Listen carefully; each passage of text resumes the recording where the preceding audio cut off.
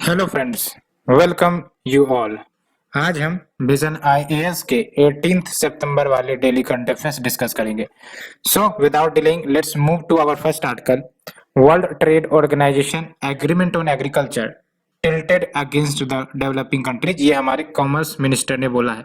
सबसे पहली बात तो आपको यही याद रखनी है, ये जो आपका एग्रीमेंट ऑन एग्रीकल्चर ये आपका WTO अफेयर से रिलेटेड है। कभी कभी क्वेश्चंस में पूछ लिए जाते हैं। Sometimes agreement on agriculture seen in news is with respect to, तो आपको याद रखना है वर्ल्ड ट्रेड ऑर्गेनाइजेशन से एसोसिएटेड है। एज वेल एज आपका जो green box, amber box, blue box, ये भी आपका WTO अफेयर से रिलेटेड है ना। क्वेश्चंस प्रीलिम से पूछे जा चुके हैं। ठीक है, तो बेसिकली कैसे टिल्टेड है हम देखते हैं।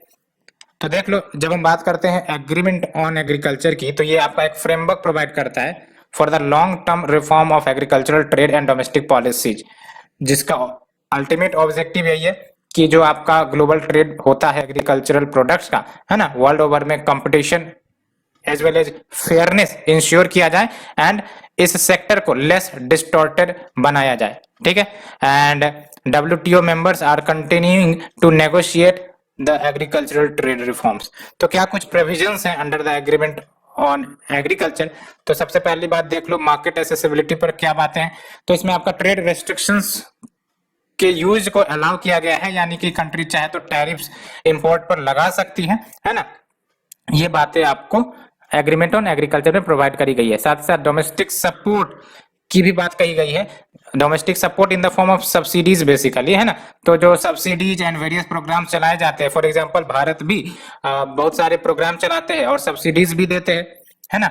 तो इसको अलाउ किया गया है, but with terms and condition. Terms and condition आपका डिफाइंड है ग्रीन बॉक्स, अम्बर बॉक्स, ब्लू बॉक्स के बेसिस पे। क्या है ये ग्रीन बॉक्स, अम्बर बॉक्स, ब्लू बॉक्स? तो ग्रीन बॉक्स में बेसिकली वैसे सब्सिडीज डाले जाते हैं जो ट्रेड को डिस्टॉर्ट नहीं करता है या फिर minimal disruption in the trade, ये आपका ग्रीन बॉक्स की कैटेगरी में आता है ना। तो नाम से ही पता चल रहा है, ग्रीन यानी कि हरी झंडी मिली हुई होती है इसको, और गवर्नमेंट चाहे तो कितना भी सब्सिडी प्रोवाइड कर सकता है। ठीक है, under the green box there is no limit, है ना। And next is amber box. And amber box की बात करते हैं तो इसमें आपका broad range of subsidies cover आती है, लेकिन इसमें एक लिमिटेशन है। लिमिटेशन ये कि जो आपका अंबर बॉक्स के तहत सब्सिडीज कवर होगी वो लिमिटेड होगी to the 5% of the agricultural production.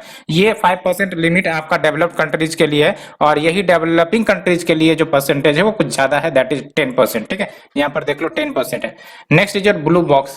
तो इसमें वो सारी सब्सिडीज आ जाती हैं जो अलाउ तो करी गई है, लेकिन इसको इस वे में डिजाइन करना है सो दैट ट्रेड डिस्टॉर्शन कम हो, है ना। तो इसमें ट्रेड डिस्टॉर्शन का खतरा होता है, इसलिए ऐसे सब्सिडीज को ठीक तरीके से अलाइन करने की जरूरत है जो ट्रेड डिस्टॉर्शन को कम करे, मिनिमाइज करे। और इसके तहत भी आपका नो लिमिट है ना, यानी कि लिमिट नहीं है, सब्सिडी दिए जा सकते हैं गवर्नमेंट के द्वारा।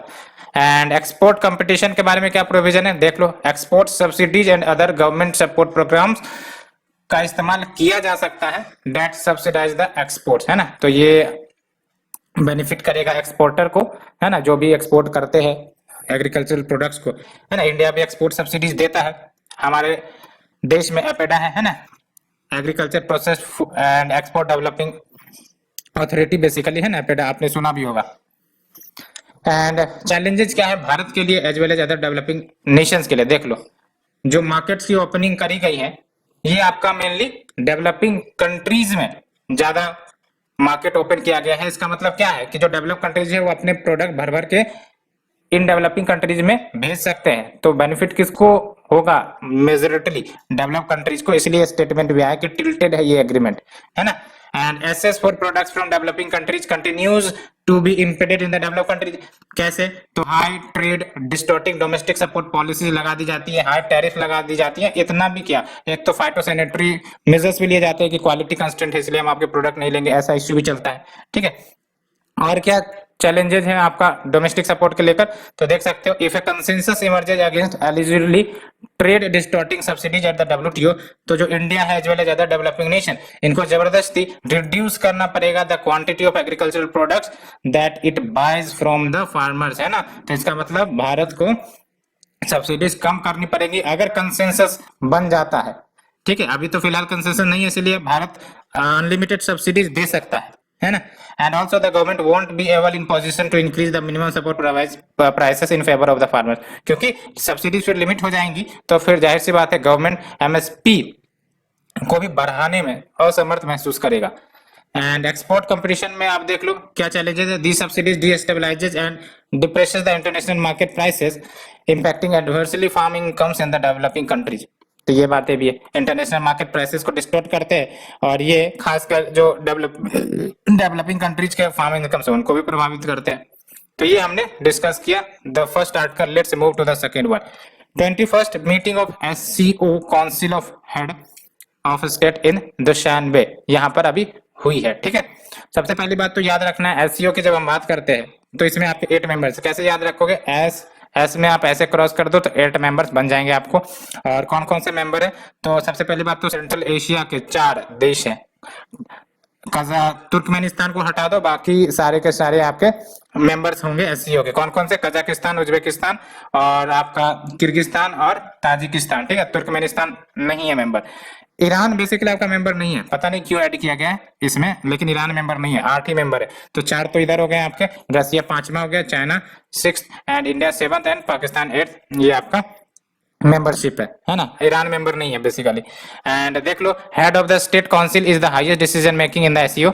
एंड एससीओ की अगर बेसिक बात करें तो ये आपका permanent inter governmental political economic and military organisation है जो संघाई में बनाई गई थी 2001 में। ठीक है, अभी फिलहाल इसका सेक्रेटेरिएट या इसका हेडक्वार्टर आपका कहाँ है, बेजिंग में। ठीक है, बेजिंग में, संघाई में नहीं है।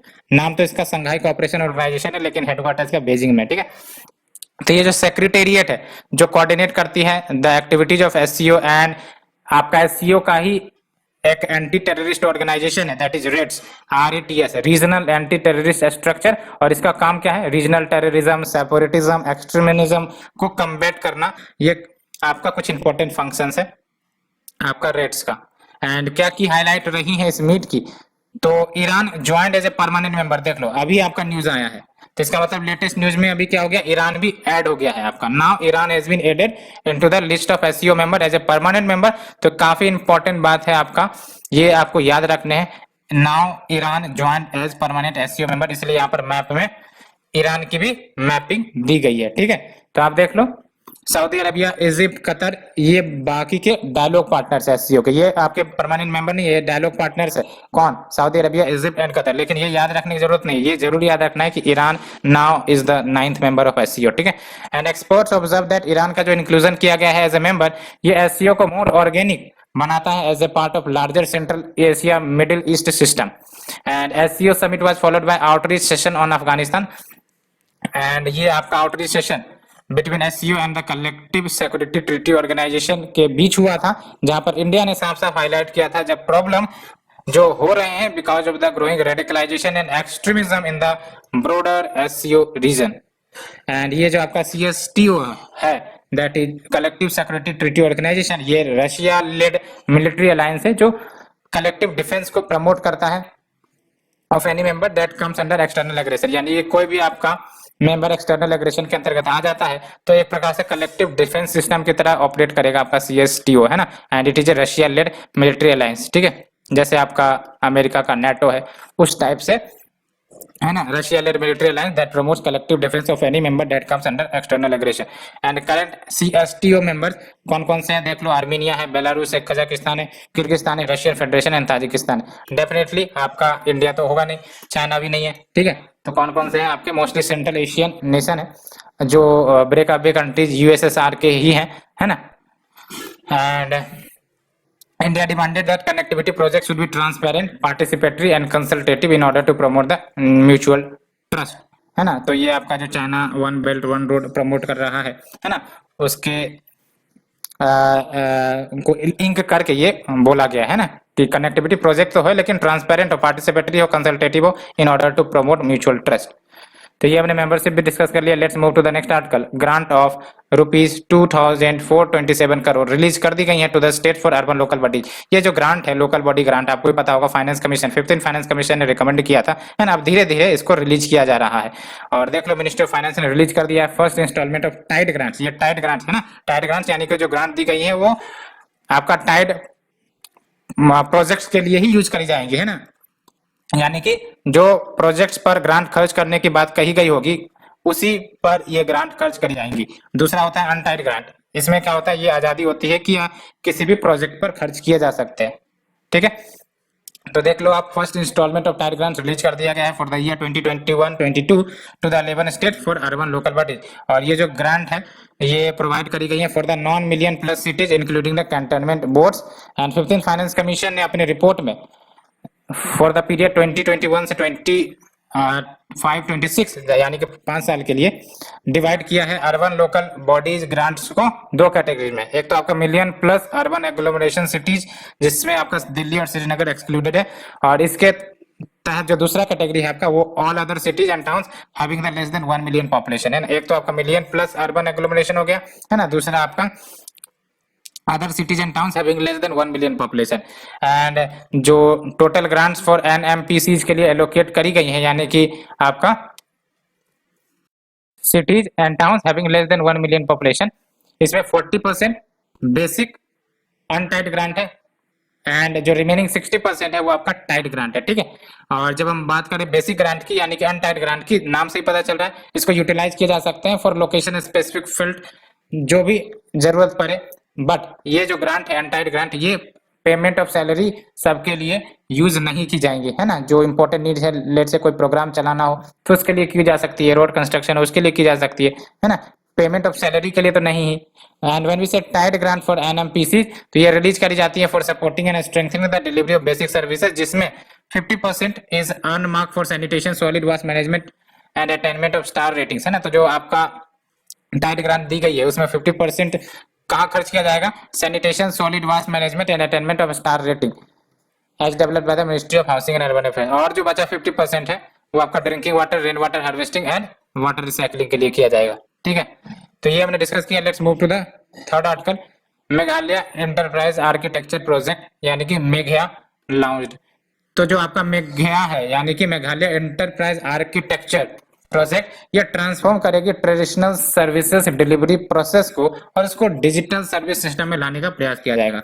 और ये जो आपका मेघ ईए है वो आपका 6 पिलर्स पर आधारित है, गवर्नेंस, ह्यूमन रिसोर्सेस यानी कि किस किस पर फोकस किया जाएगा, गवर्नेंस पर फोकस किया जाएगा यानी कि delivery of services, human resources पर, एंटरप्रेन्योरशिप पर, प्राइमरी सेक्टर पर, इंफ्रास्ट्रक्चर पर, इन्वायरमेंट पर। एंड अगर बात करें मेघालय की तो ये आपका फर्स्ट स्टेट हो गया है जो इंप्लीमेंट करेगा इंडिया एंटरप्राइज आर्किटेक्चर को as a Megha, that is Meghalaya enterprise architecture. And अगर हम बात करें इंडिया एंटरप्राइज आर्किटेक्चर ये आपका फ्रेमवर्क है जो लाया गया है ministry of electronics and information technology के द्वारा, और ये बेसिकली डेवलपमेंट एंड इम्प्लीमेंटेशन करता है एंटरप्राइजेज आर्किटेक्चर्स को independently and in parallel by all government and their agencies across India, conforming to the same models and standards. And it is a way to establish unity and diversity in the domain of e-governance, है ना। तो इन unity and diversity in the domain of e-governance इसे establish करने का प्रयास करता है। और इस फ्रेमवर्क में आपका 8 रेफरेंस मॉडल है, जैसे बिजनेस मॉडल क्या हो, application, data, technology, performance, security, integration, architecture, governance. And major benefit क्या हो सकती है इंडिया आर्किटेक्चर की, तो देख लो, provide one government experiences to the citizens and businesses by offering integrated service. इसका ऑब्जेक्टिव है ही कि इंटीग्रेटेड सर्विसेज ऑफर करें मल्टीपल चैनल्स के माध्यम से। तो जब ऐसा होगा तो one government experience to the citizens and businesses को मिलेगा। And efficiency of delivery of services, इसमें एनहांसमेंट देखने को मिलेगी, improving the effectiveness of implementation of developmental and welfare schemes as well, and enhance the productivity of employees and agencies via easy access to information, and integrated and cross cutting services भी provide करी जाएंगी via seamless interoperability across the whole of government. तो ये सब benefit है जो हमने कुछ डिस्कस किए हैं। और ये देख लो आप लोग का the end vision, one government and government of India ministries हो गई, ये आपके state and UTs and PSUs, और interoperability, shared infrastructure, common applications, open standard, इन सब के साथ इंटीग्रेट किया जाएगा बेसिकली। ठीक है, let's move to the next article, 45th GST council meeting है। तो 45th जीएसटी काउंसिल हेल्ड हुई है, और जो जीएसटी काउंसिल है इन्होंने कहा है कि हम कंपनसेशन सेस को कंटिन्यू करेंगे एक्सटेंडेड पीरियड के लिए अप टू मार्च 2026। ओरिजिनली आपका जो कंपनसेशन सेस है वो खत्म होने वाला था बाय 2022, लेकिन क्योंकि इस कोविड काल के दौरान जब आपका रेवेन्यू लॉस हुआ तो उसको कंपनसेट करने के लिए अब जीएसटी कंपनसेशन सेस को एक्सटेंड कर दिया गया है ना, और कहा गया है कि अप टू मार्च 2026 तक इसे लगाया जाएगा, कलेक्ट किया जाएगा, ठीक है।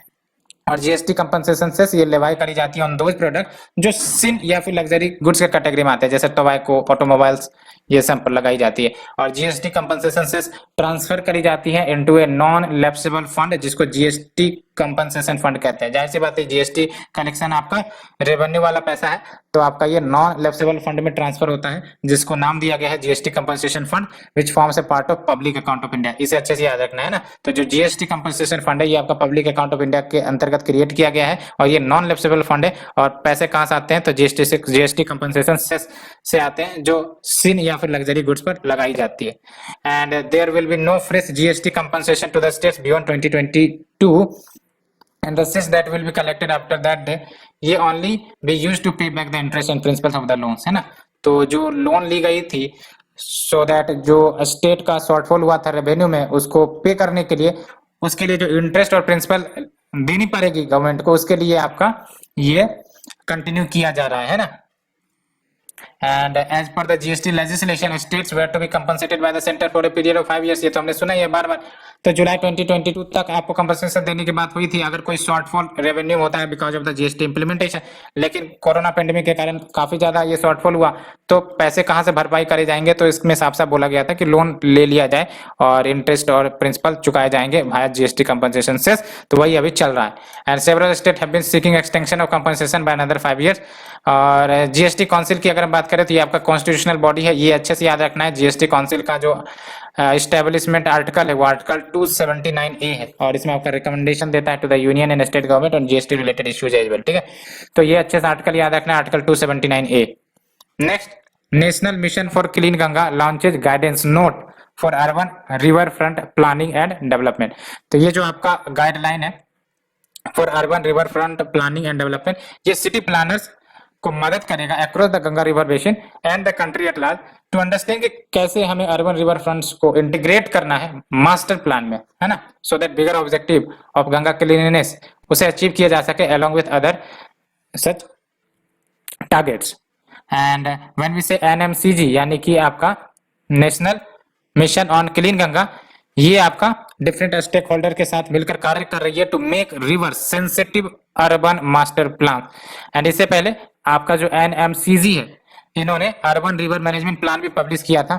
ये आपका अर्बन रिवर मैनेजमेंट प्लान है, ठीक है, for Ganga river. And the need for urban river management plan have been underscored by the fact that किसी भी प्रकार का इंप्रूवमेंट अगर रिवर के कंडीशन में किया जाएगा तो इससे अचीव नहीं किया जा सकता without first addressing the issues in the urban areas which includes. क्या क्या आ सकता है, यानी कहने का साफ साफ मतलब इसमें बताया गया आपका URMP में, that is urban river management plan में, कि आप कुछ भी कर लो, रिवर की कंडीशन सही नहीं हो सकती जब तक आप जो बेसिक इश्यूज है उनको ट्रीट नहीं करते। क्या है basic issue? Untreated waste water, है ना। तो जब तक आप अनट्रीटेड वास्ट वाटर को ट्रीट नहीं करोगे, पानी तो जाएंगी जाएंगी गंदे पानी, है ना। तो इस पर हमें पहले ध्यान देना पड़ेगा, that is untreated waste water from domestic units, industries and agricultural fields because they find way into the river. And दूसरा आपका unauthorised colonies and slum settlements along the river banks restrict the river natural path and flow. तो इनको भी deal करने की बात कही गई थी। इनएडिक्वेट recycling and reuse of water and improper solid vast management which increases the pollution load in the river. तो कहने का मतलब यह है कि अगर आपको गंगा को स्वच्छ साफ सही बनाना है तो सबसे पहले अंडरलाइंग कॉजेज को डील करना पड़ेगा, है ना।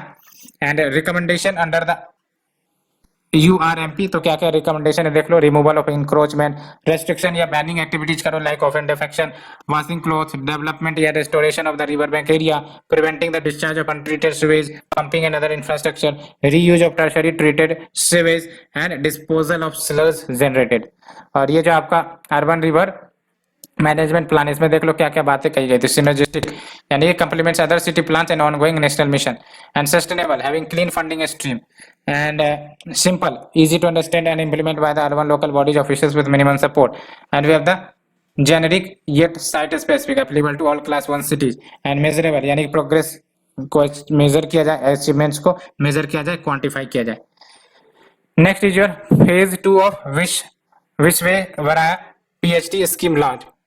Visvesvaraya Visvesvaraya PhD scheme launch करी गई। तो देख लो ये जो स्कीम है ये इनिशिएट करी गई थी ministry of electronics and information technology 2014 में for a period of 9 years. तो 9 ईयर्स के लिए ये आपका इंप्लीमेंट करी गई थी और इसे लॉन्च किया गया था। ऑब्जेक्टिव क्या है?